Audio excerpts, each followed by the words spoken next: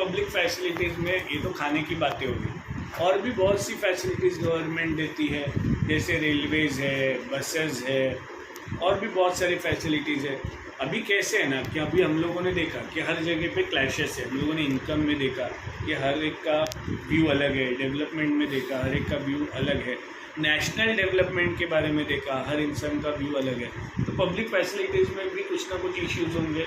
यहाँ पे इशू क्या है कि गवर्नमेंट जो फैसिलिटीज़ देती है वो जिसको जिस तरह से चाहिए वो उस तरह से यूटिलाइज़ करता है। अभी अपने को रेशनिंग शॉप का नहीं ज़रूरत पड़ता तो अपन यूज़ नहीं करते। हाँ, बट अपने को क्या चाहिए, पोल्यूशन फ्री एटमॉस्फेयर। इसके लिए अपन कभी हिल स्टेशन वगैरह जाके आते हैं, वापस तो आके सड़ना मुंबई में ही है, वो बात अलग है। बट फॉर अ चेंज अपन जाते हैं ना, इधर महाबलेश्वर गए, माथेरन गए, एकदम पोल्यूशन फ्री क्लाइमेट वगैरह रहता है।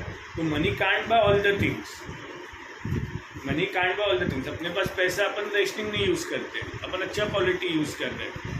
बट पोल्यूशन फ्री एटमॉस्फेयर जो अपना रिक्वायरमेंट है वो तो अपने को गवर्नमेंट प्रोवाइड करेगा ना। गवर्नमेंट अगर रेगुलेशन पॉल्यूशन फ्री जगह पे ले सकते हैं क्या, मतलब मनी हो तो अपन पॉल्यूशन फ्री, इतना मनी नहीं है रे अपने पास कि अपन महाबलेश्वर में घर लेके वहाँ पे जाके सेटल हो जाए। उसके बाद मतलब जा ही सकते हैं, जिसके पास होगा उसके पास, मैक्सिमम पॉपुलेशन तो नहीं है ना, वैसे वो नहीं कर सकते। वैसे तो मैं भी मेरे गांव में जाके रह सकता हूँ, बट बोर होगा, कितने दिन रहूँगा। उतना तो पैसा है कि गांव में घर बना के रह सके। चलो, how is it that the average person in Haryana has more income. अभी हम लोगों ने देखा था हरियाणा का पर कैपिटा इनकम ज़्यादा है compare to Kerala and Bihar, but Kerala and Bihar में जो बाकी की फैसिलिटीज़ है वो ज़्यादा बेटर है। ये लग सामने ना मम्मी टेढ़ा करने पड़ रहा है, तो इसे ऐसे हो जाना। more income than the average person in Kerala, but lags behind in these crucial areas. The reason is money in your pocket cannot buy all the goods and services that you may need to live well.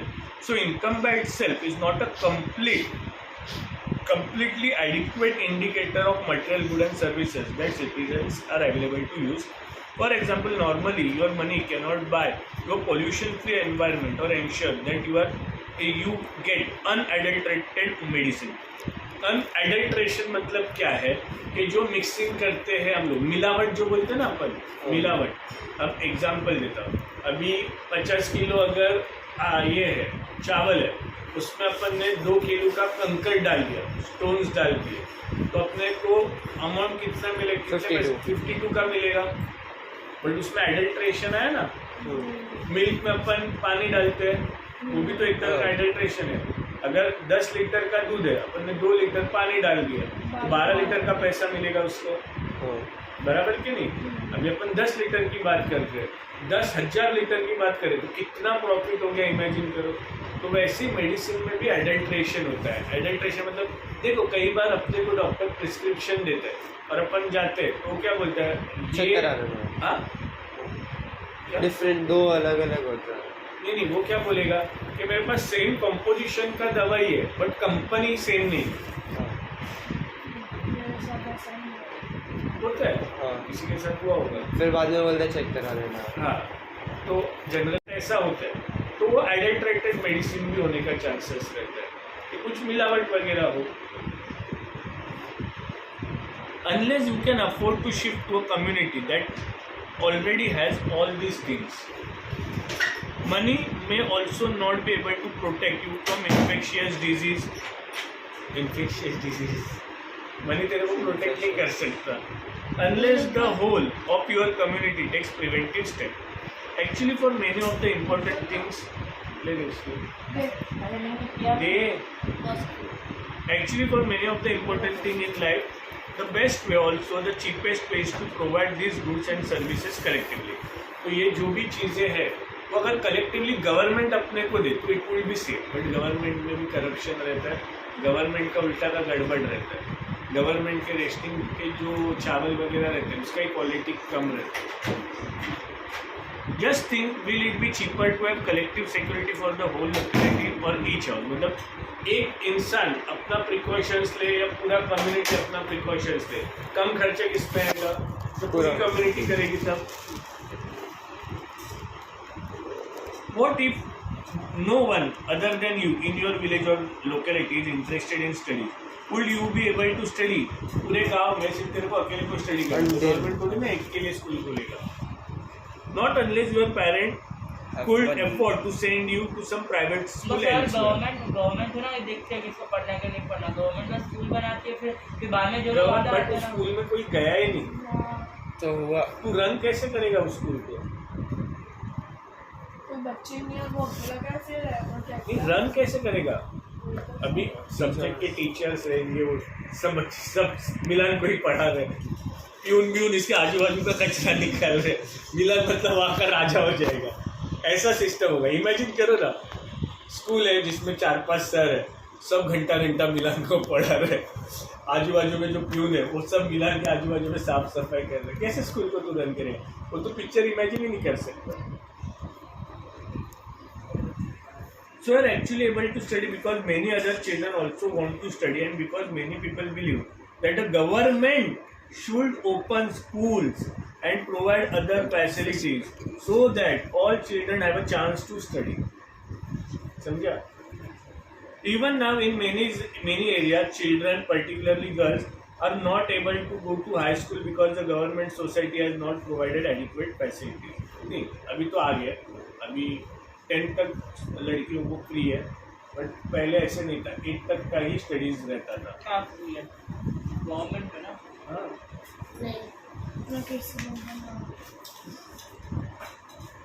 Kerala has low infant mortality rate because it has adequate provisions for basic health and educational facilities. तो केरला में कम बच्चे मर रहे हैं. वजह क्या है? क्योंकि वहाँ पे हेल्थ फैसिलिटीज अच्छा होगा, साथ ही साथ वहाँ पे एजुकेशन वगैरह दिया हुआ होगा कि भाई अगर कुछ होता है तो तुम्हें पहले डॉक्टर के पास जाना है, जादू टोने के चक्कर में नहीं जाना है. तो कोई बीमार हो गया तो उनको लगता है कि कुछ तो जादू टोना का इशू है, तो लोग डॉक्टर के बजाय वो मांत्रिक तांत्रिक के पास जाते हैं. फिर क्या बच्चे को प्रॉपर हेल्थ फैसिलिटीज नहीं मिलती, वो मर जाता है. गाँव में ज़्यादा ये होता है. Similarly, in some states, the PDS, the public distribution system, function well. Health and nutritional status of people of each state is certainly likely to be better. मतलब अभी धीरे धीरे थोड़ा डेवलपमेंट हो रहा है. अरे वो नहीं तो ये ध्यान देना इधर. तो गवर्नमेंट का रिस्पॉन्सिबिलिटी अपने को प्रॉपर हेल्थ फैसिलिटीज वगैरह देना, अपने को प्रॉपर पीडीएस देना. अभी कितने रास्ते पे बच्चे रहते हैं, मेरे को बहुत बुरा लगता है. सबसे पहली बात तो पेरेंट्स को मारने का मन करता है. When you don't have capacity, you enjoy your sex. बच्चे को पैदा करने का जरूरत क्या है? क्या जरूरत है? तू इधर देखेगा ना, भारत माता पता है? भारत माता गैस का पता है क्या? अविघ्ना पता है ना? अविघ्ना का जो सिग्नल है वहाँ पे देख कितने एकदम काले काले बच्चे रहेंगे, उनका पूरा इधर का हड्डी दिख रहा है, पेट ऐसे बाहर आया. अभी तुम्हें पेट बाहर आया लगेगा कि इट्स वेरी गुड, कि हेल्दी है. हेल्दी नहीं, उसे ओडिमा कहते हैं.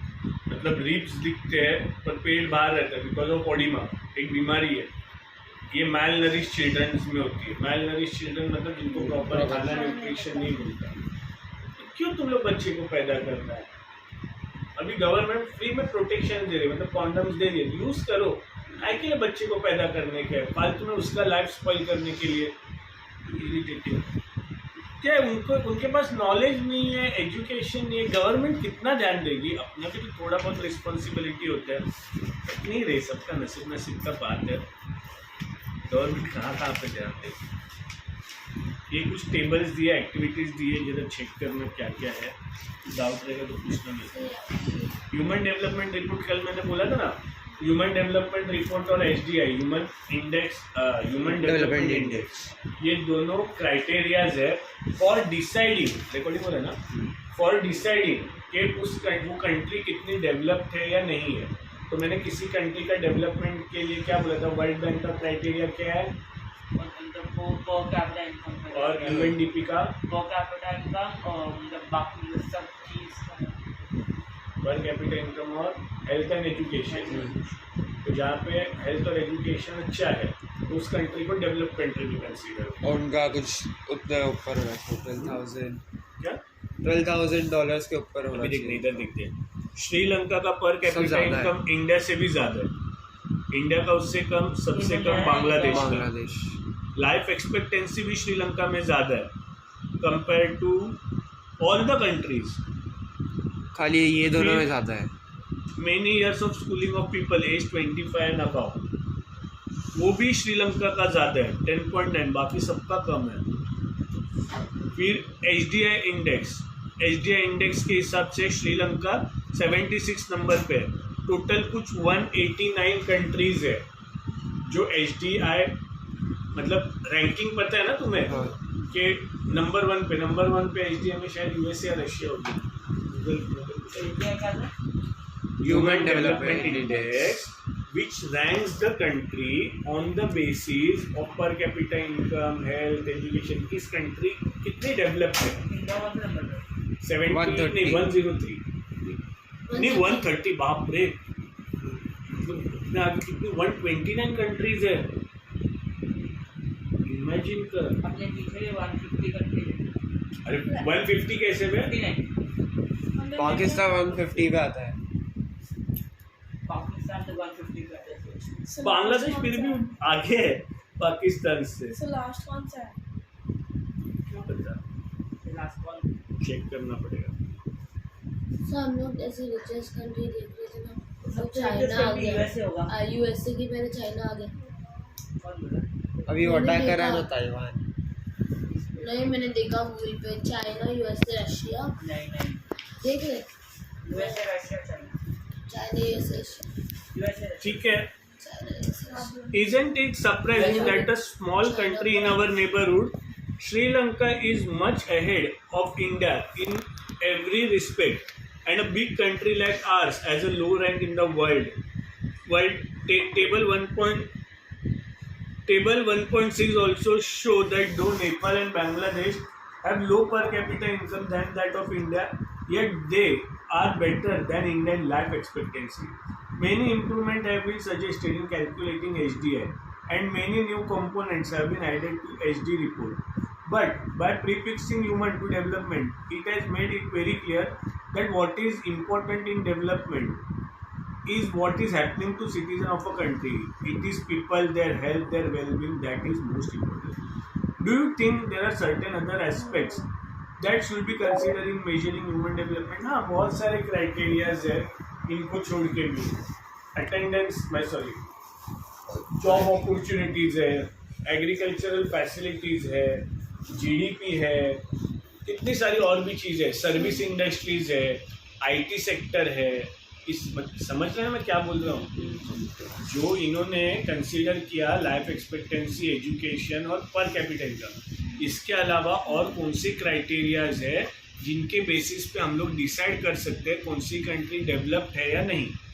तो जिस कंट्री का आईटी सेक्टर बहुत फास्ट ग्रोइंग है, अभी सब कुछ ऑनलाइन हो रहा है, सब कुछ ऑनलाइन हो रहा है, तो वो कंट्री डेवलप्ड है ऐसे बोल सकते हैं अपन। जिसका आईटी सेक्टर, जहाँ पे जॉब अपॉर्चुनिटीज ज़्यादा है, उसको डेवलप कह सकते हैं। जिस कंट्री का पॉपुलेशन कम है उसको भी डेवलप कंसीडर कर सकते हैं। जिस कंट्री का एग्रीकल्चरल सेक्टर स्ट्रांग है उसको भी अच्छा कंसीडर कर सकते हैं। जो कंट्री ज़्यादा एक्सपोर्ट करती है और कम इंपोर्ट करती है, ये भी इम्पोर्टेंट है।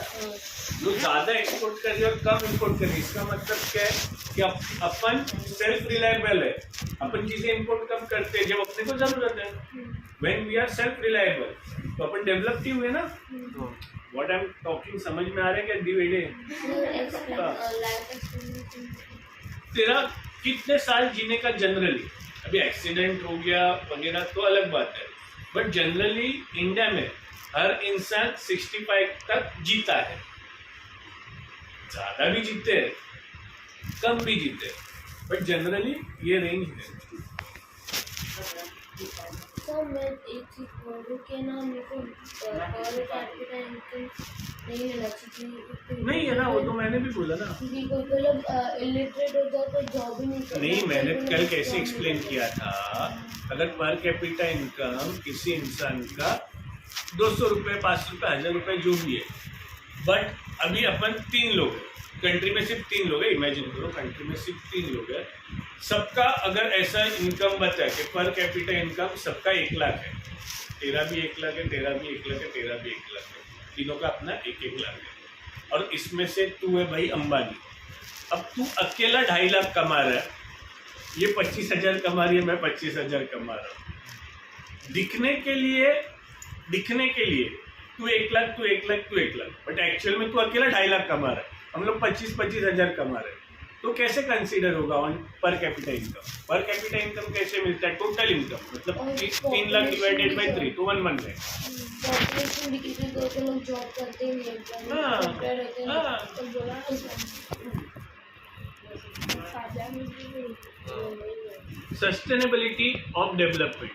सस्टेनेबिलिटी ऑफ डेवलपमेंट के 2 मीनिंग है। फर्स्ट मीनिंग क्या है कि इस तरह से रिसोर्सेस को हार्नेस करो जिससे कोई पोल्यूशन ना हो या वो रिसोर्स इमीडिएटली खत्म ना हो।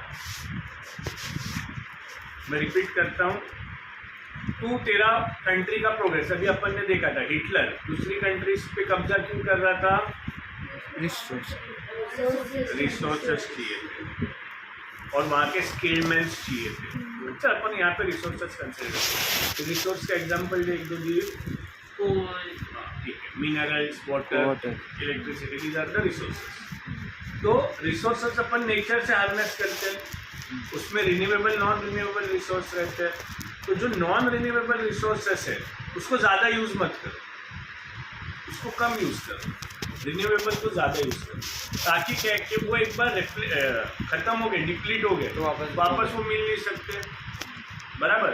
साथ ही साथ रिसोर्सेस को इस तरह से यूज़ करो, तुम ज़्यादा यूज़ करोगे डेवलपमेंट के चक्कर में, पोल्यूशन भी तो उसी रेंज से बढ़ेगा। तो धड़ाधड़ कोल यूज़ किए जा रहे हैं, पोल्यूशन भी तो उतना बढ़ते जाएगा, राइट और रॉन्ग? तो दैट सस्टेनेबिलिटी, ये एक पहलू हो गया, पॉइंट का 1 पेज। दूसरा पेज क्या है कि अगर हम लोग ने ज़्यादा रिसोर्सेज यूज़ किए तो नेक्स्ट जनरेशन के लिए बचेगा ही नहीं, तो वो सर्वाइव कैसे करेंगे? तो this is the sustainable development के 2 पहलू। समझा कि फ्यूचर जनरेशन के लिए बचना चाहिए, साथ ही साथ इस जनरेशन के लिए यूज़ कर रही है तो ज़्यादा पोल्यूशन वगैरह ना करे, अनड्यू यूज़ ना करे और नेचर को हार्म ना करे। Suppose for the present that a particular country is quite developed, we would certainly like this level of development to go up further or at least be maintained for future generation. This is obviously desirable. However, since the second half of the 20th century, number of scientists have been warning that the present type and level of development are not sustainable. मतलब ये आगे के generation के लिए नहीं बचेगा, सब खत्म हो जाएगा। Ground water is an example of renewable resource. These resources are replenished by nature, as in case of crops and plants. However, even these resources may be overused. For example, in the case of groundwater, if we use more than what is being replenished by rain, then it will be overusing this resource ज़्यादा से ज़्यादा use कर रहे हैं. Now, renewable resources are those which will get exhausted after years of use. We have a fixed stock on Earth which cannot be replenished. We do discover new resources that we did not know of earlier. New sources in this way add to the stock. However, over time they will also get exhausted. And consequences of environmental degradation does not respect national or state boundaries. Consequences मतलब उसके results कि अगर तो environment को degrade करेगी तो कोई country या कोई state develop नहीं होगा. The issue is no longer region or nation specific. Our future is linked together. Sustainability of development is comparatively a new area of knowledge in which scientists, economists, philosophers and other social scientists are working together. In general, the question of development or progress is perennial. Perennial मतलब कभी खत्म ही नहीं होता. हाँ, long lasting. Perennial का मतलब पता ना? ये perennial word कहाँ पे सुना है? हाँ, बराबर, रिवर्स फ्यूचर पेरिनियल मतलब कभी उसका फ्लो बने, कुछ सीजनल रिवर्स रहते हैं, बारिश आया रिवर है, कुछ रिवर्स जो रहते हैं वो लाइफ लॉन्ग रहते हैं। At all time as a member of society and as individual we need to ask where we want to go, मतलब कहाँ जाना है, मतलब मार्वलेस तो पिकनिक वगैरह प्रोग्रेस के कॉन्टेक्स्ट में पूछते हैं, what we wish to become and what our goals are, so the debate on development continuous. Sir अगर क्रूड ऑयल ख़त्म हो गया